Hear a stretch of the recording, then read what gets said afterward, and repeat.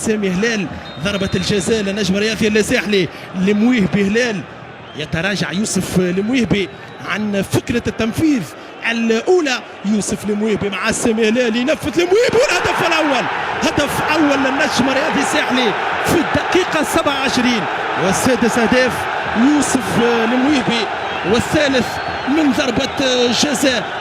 27 دقيقة لعب، معطى جديد في المباراة بهدف يوسف المويهبي من ضربة جزاء بعد كرة بين حمدي النقاز وحاتم البجاوي.